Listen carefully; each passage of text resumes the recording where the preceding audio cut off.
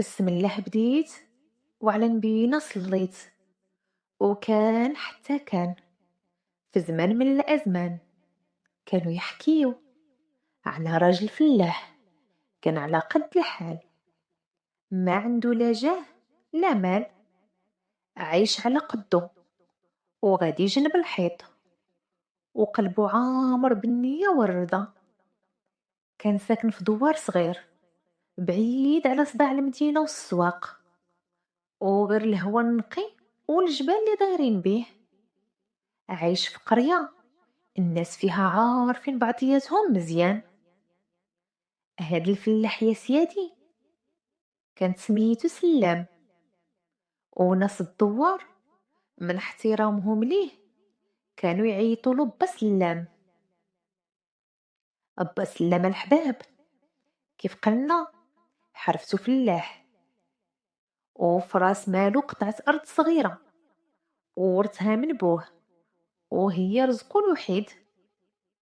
كان كيحرثها بوحدو وبعرق جبينو، ويزرعها قمح وشعير وفول وعدس وحتى حمص، ويصبر حتى يجي موسم الحصاد ويجمع ديك الغلة اللي تعاونو يدوز بيها العام بخير وعلى خير، تا يوصل تاني عاوتاني الخريف ويبدا من جديد.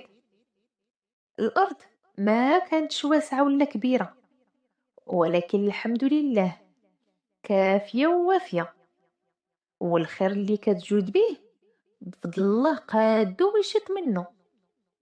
وكان ديما يقول البركة في القليل إلا كان بالحلال. با سلام كان عايش غير هو وبنته، هي اللي طلع بيها من هاد الدنيا. أمها توفت وهي صغيرة، ومن داك النهار وهو قايم بدور الأم والأب. بنته وردة كانت بنت زينة، اسم على مسمى، كانت كيف شي وريدة في البستان، ما شاء الله زينها تيضرب به المثل. الشعر طويل والعينين كبار والخدود كيف التفاح، وجمالها ما كانش غير في الشكل ولكن حتى في الأخلاق والحياة والوقار. الحصول اللي شافها يصلي على النبي. وردة يا الحباب كانت بنت بارة بباباها، مقابلة الدار في غيابه تنقيها وتجمعها، ومهلية في باها بماكلتو وشرابو، وزيد عليها كانت تعاونو في كل شيء، تجيب الماء من العين، تعجن الخبز، وتخرج معاه للأرض إلا احتاجها. وبا سلام كانت وردة مقطرة ليه من عينيه، عزيزة عليه بزاف، وكيخاف عليها من نسمة الهوا. با سلام نهارو كامل وهو خدام، ما كيعرفش الراحة غير باش يوفر ليها داكشي اللي خاصها، اللي بغاتها يوفرها ليها، ما كانش كيبخل عليها بشي حاجة في استطاعته. وحتى هي تبارك الله عليها ما كانتش تكلف عليه ولا تحمله فوق طاقته، حيت عارفة اللي كاين وعارفة البير وغطاه. ايوا يا الحباب، برغم قلة الحال كانت دارهم عامرة بالدفا والطمأنينة، ماكلة بسيطة وجليسة حدا الباب في العشية، وجماعة وهضرة يتلاهوا بيها. حياة بسيطة ولكن فيها راحة البال. ايوا كيف قالوا ناسنا القدام، دوام الحال من المحال. اللي اليوم فقير يمكن غدا يوسع الله عليه، واللي اليوم مهموم يمكن غدا يلقى الفرج. وحتى الليل الطويل من بعدو كيطلع الصباح، ويمكن يوقع العكس. شحال من غني صبح فقير، وشحال من فرحان صبح حزين، وهذه هي الدنيا، لا الفرح يدوم فيها ولا الحزن. وهاد الشي اللي وقع تبدلات الحوال على با سلام الفلاح. جا عام قلت فيه الشتا، ولا نقولو غبرات كاع، القحط والجفاف، والزرع ما عطاش لا خير ولا غلة، لا حب لا تبن. ايوا هاش يدير با سلام، المصاريف تزاحموا عليه، ما لقى ما يصرف، وما لقى ما ياكل، ولا ما يوكل بنته، وما لقى حتى باش يشري الزريعة للموسم الجاي. اش يدير با سلام؟ عيا ما يصبر، ولكن تقهر، وفي الأخير قرر يتسلف. ولكن الناس الدوار كلهم على قد الحال، كلها مكافي مع راسو، من غير راجل واحد اللي هو سي عيسى. راجل لاباس عليه، عنده اللي يتحرق ما يتم، الأراضي حد تشوف، والمواشي من كل صنف ونوع، أبقار غنم وحتى المعيز، وساكن في دار في طرف الدوار، دار تقول غير قصر، كبيرة وداير بيها سور عالي. سي عيسى كان راجل كبير شيباني، وجهه مكمش وسنانو طايحين، وديما معكز على عكازو، ما يقدرش يمشي بلا بيه. وكان مزوج 3 العيالات، ولكن ما رزقوش الله بالذرية، لا ولاد ولا بنات، رغم كل الخيرات والمال الكثير اللي عنده. كان يا ربي السلامة بخيل مش حاح، ما يرحم فقير، ما يحن على مسكين. وناس الدوار كانوا كيعرفوه مزيان، شحال من واحد دق بابو وطلب العوين، لا سلفي فك ضيقو، ولكن والو، شيباني متكبر وهز راسو للسما وكيشوف الناس من الفوق. داكشي علاش كان مكروه من عند الكل، وحتى حد ما كيحملو. حتى من عيالاتو الثلاثة كانوا عايشين معاه في القهرة والجوع والنوع، وكان كيلومهم حيت ما والدينلوش الولاد، ونسى بلي الذرية رزق من عند الله. ايوا يا الحباب، با سلام قال نجرب، اش غنخسر؟ الله عيسى يرأف بحالي ويسلفني بين ما تفكات ضيقتي. مشى با سلام بخطوات تقال، تقول هز على ظهرو الجبال، دق باب السي عيسى ودخل وطلبو، وهو حاني راسو حشمان ساكت كيتسنى الجواب. عيسى الشيباني يلاه بغى يغوت عليه ويسمعو اللي عمرو سمع، حيت تجرأ وجا يطلب منه الفلوس. ولكن جاتو فكرة، وبقى يدور الكلام في راسو، شوية تبسم بخبته وقال: ايه مرحبا بالسي سلام، زارتنا البركة، نهار كبير هذا. فسلم تعجب في الأول، ما صدقش اش كتسمع ودنيه، ولكن حس بشوية د الراحة، وولا عنده امل يتقضى غراضو. والسي عيسى قال: ايه شحال ما خصك نعطيك، وسير سيدي تا العام الجاي كاع، ملي تحصد وتبيع الغلة وردهم لي. با سلم فرح بزاف وشكر السي عيسى، وخدا الفلوس وخرج فرحان، ومشى نيشان للسوق، شرا منى للدار، وخدا حتى القمح والشعير باش يزرعهم في الارض، ومشى لدارو عند بنتو يبشرها. وردت لقات باها وخدات منو التقضيه، وحسات بالراحه ملي شافت باها وجهو مبشور ومنور، من بعد ما دازت عليه ايام صعيبه. ايه قلت شتو ما دير. ايوا يا سيادي، دازت غيا ما تقلال. واحد النهار كان با سلام خدام في الارض ديالو كيزرع. تابان ليه عيسى جاي وعكازو في يديه.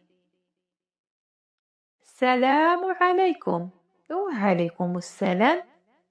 عيسى الشيباني قال: سي سلام، بغيت فلوسي ودابا. اش كتقول السي معيسى؟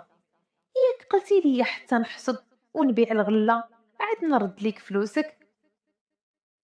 ايوا الفلوس فلوسي، وانا بغيت رزقي دابا، ما غنتسناش انا حتى الموسم ديال الحصاد. ولكن السي عيسى، الفلوس صرفتهم وهانت كتشوف على عينيك، حتى من الزريعه زرعتها، منين غنجيب لك دابا فلوسك؟ ايوا شغلوك هداك، انا سلفتك، دابا خصك ترد الدين اللي عليك. يهديك الله السي عيسى، صبر عليا تنحصد، وزعما راك عطيتيني الكلمه. ايوا اش نقول لك السي سلام، عندك ثلاثه د الحلول: يا تعطيني فلوسي دابا ومريضنا ما عنده باس، ولا نشكيك عند القاضي وهو يحكم بيناتنا. اما الحل الثالث ساهل ماهل: ما ترد لي فلوسي ما نشكيك للقاضي. كيفاش السيسه من نرد لك فلوسك ما تشكيني للقاضي؟ حجايه هادي ولا؟ ما حجايه ما لغز. الحل هو تزوجني بنتك ورده، واعتبر دوك فلوس ساقها. با سلام حل فمو من الصدمه. اش هاد الكلام كيقول هذا؟ بنتي ورده؟ بنتي صغيره، كون رزقك الله الولاد كون كانوا حفايدك قدها. لا لا لا لا، وقيلا حماقيتي ولا خرج ليك العقل، حيت هادشي اللي طلبتي ماشي معقول. انا ما حماقيت، ما خرج لي العقل، وما طلبت غير الحلال، وحتى دابا مريضنا ما عنده باس. رد الدين اللي عليك واعتبرني ما قلت لك والو.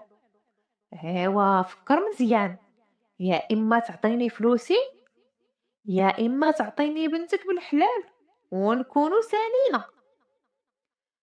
با سلام بقى واقف محتار بين خوفو من الدين وبين خوفو على بنته، وهاد اللحظة كانت صعيبة عليه. تحط في موقف ما كانش متوقعه، وهاد الشي ما عجبوش لا الكلام لا الشرط.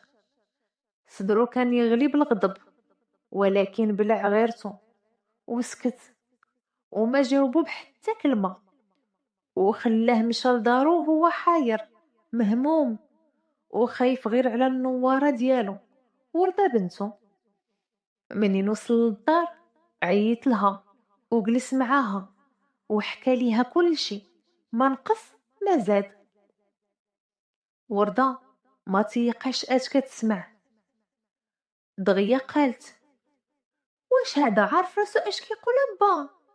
صافي، ما بقى لي داك الشيباني الشارف الهارف اللي لا يحييه ولا يطول الزمن عليه، نجوم السما قرب ليه. با سلام قال ليها: غير كوني هانيه بنتي، انا غنشوف شي حل، غنشوف كي ندير نحيد عليا هاد الدين الملعون. واش انا غنفرط بيك ونضيعك في شبابك؟ ورده حسات شويه بالراحه ملي سمعت كلمه بوها. ايوا يا الحباب، داز 3 ايام بالتمام والكمال، وبا سلام باقي ما لقى الحل لهاد المصيبه. شويه شاف عيسى جاي وقرب منه وقال له: ايوا سلام، شفتك ما جاوبتيني. ما عندي ما نقول لك السي عيسى، بنتي رافضه هاد الزواج ومستحيل تقبل بيك. مستحيل تقبل بيا؟ ايوا تقبل باها يمشي للحبس. ايوا السي عيسى، اللي مكتبها علينا مولانا مرحبا بها. تبسم الشيباني بخبث وقال: ايوا باش ما نظلمكش لا انت ولا بنتك، عندي ليك حل اخر. اما هو السي عيسى؟ الحل هو هاد الخنشه اللي كتشوف، غنحط فيها جوج حجيرات، وحده بيضة ووحده كحله، وبنتك تدخل يديها وتهز وحده بلا ما تشوفها. الا خدات الحجره الكحله نعفيك من الدين ونحسبو صداقها ونتزوج بيها، وإلا خدات الحجرة البيضاء تا هي نعفيك سيدي من الدين وبلا زواج. ايوا اش بان ليك؟ إلا ما قبلتيش بهاد الحل ما بقى لي غير نشكيك للقاضي ونطالب برزقي ديك الساعة، يا تردهم يا تحبس. ووردة كانت واقفة ورا الشجرة وسمعت كل شي، وبقات مسكينة تفكر كي دير تفك وتفك حتى باها من هاد الوحلة. وشنو مصيرها إلا تزوجت بهاد الشارف الهارف؟ كرات مزيان وفي الأخير قالت لباها باللي هي قابلة على الحل اللي عطاهم الشيباني، ولكن يكون كل شي في سوق المدينة قدام الناس باش يحضروا ويشهدوا، لا يمشي عاود يدير ليهم شي مكيدة. تجمعوا الناس في السوق، الكبير والصغير، الغني والفقير، رجال ونساء، وحضرات وردة وباها وعيسى المكار اللي جبد الخنشة وساسها قدام الناس كاملين باش يشوفوا باللي خاوية ما فيها حتى حاجة. ومن بعد تحنى للأرض اللي كانت عامرة بالحجر الصغير والحصى، وهز جوج حجرات صغار ودغيا حطهم في الخنشة. والناس مدات ما جابت، ولكن وردة كانت مركزة معاه وحل عينيها مزيان، وشافت باللي عيسى هز جوج حجرات من نفس اللون، جوج حجرات كحلات، ماشي حجرة بيضة وحجرة كحلة كيف ما قال ليها. بقات تفكر مع راسها كيف دير تفك راسها من هاد المصيبة. يعني دابا اي حجرة خدات غيكون مصيرها الزواج من هاد عيسى المكار.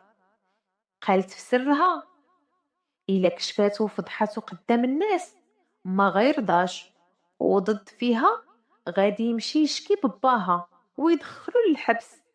وإلا سكتات اي حجرة خداتها غيكون لونها كحل، وبالتالي غيتزوج بيه كيف ما كيقول الشرط والناس شاهدين، يعني ما عندها مهرب. فكرات شوية ولقات الحل وتقدمت خطوات للقدام، وقربت من عيسى الخبيث ومدت يديها ودخلتها في الخنشة وخدات وحدة من الحجيرات، جبدات يديها بشوية وهي سادة على الحجرة مزيان، ودارت راسها غادي تدور باش توري الناس اش من حجرة هزات، الكحلة ولا البيضة.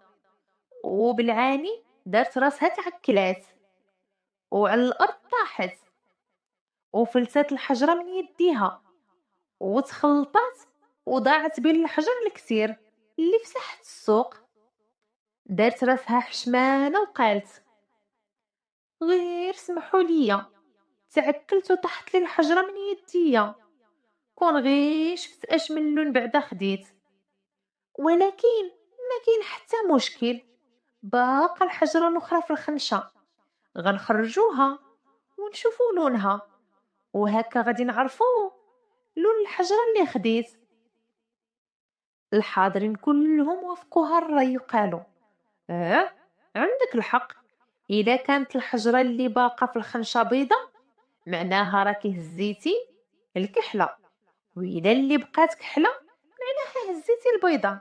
هذه مسألة باينة وواضحة. إيوا يا الحباب عيسى عرف الحيلة الذكية اللي دارتها وردة، وعرف باللي عاقت بيه، وعرفات علاش كان ناوي. كاين ما عندو كيدير يعترض، حيت إلا قال شي حاجة غيتفضح قدام الناس كاملين، وغيعرفوا باللي كان ناوي يخدعها، وباللي حط جوج حجرات من نفس اللون. مدات ورا يديها وخدات الحجرة اللي بقات ووراتها للناس كاملين وقالت: ها هي، كيف كتشوفوا الحجرة كحلة، يعني اللي طاحت من يدي كانت بيضة، وهكا أنا اللي ربحت الشرط، وكلكم شاهدين باللي بات تعفى من الدين وانا تعفيت من الزواج. عيسى بقى واقف ساكت، ما لقى ما يقول وما عرف اش يدير. إلا هضر غير غيفضح راسو، وغير غيزيدو الناس يكرهوه كثر ما هو مكروه. ايه، بلعها وسكت، وهز عكازو ومشى بلا ما يهضر، ورجع لدارو وهو كيغلب الغضب. دارتها به بنت صغيرة، ولكن واخا صغيرة لبيبة وفهيمة. ورجع با سلم مع بنتو للدار، حامدين الله وشاكرين. فكهم من هاد الوحلة، رجع الفلاح لأرضو يخدم فيها هو وراسو مرفوع، وبنتو بقات حداه كتعاونو، حتى جا نهار تقدم ليها شاب من دوار قريب، معروف بالأخلاق والطيبة والاجتهاد ديالو. ووردة وافقات وتزوجت به، وداروا عرس بسيط حضروا فيه أهل القرية كاملين، وعاشوا أيامهم بخير وعلى خير. وهكذا سالت الحكاية، وخلت لينا عبرة ودرس. اللي يبني حياته على المكر يطيح بالمكر ديالو، واللي يتسلح بالعقل والصبر تا إلا ضاقت عليه الدنيا يلقى ليها مخرج، وداك نعمة والظلم عمرو ما يدوب. ايوا سيادي، هنا سالت حكايتي ومشات من واد لواد، وانا بقيت مع ولاد الناس الجواد.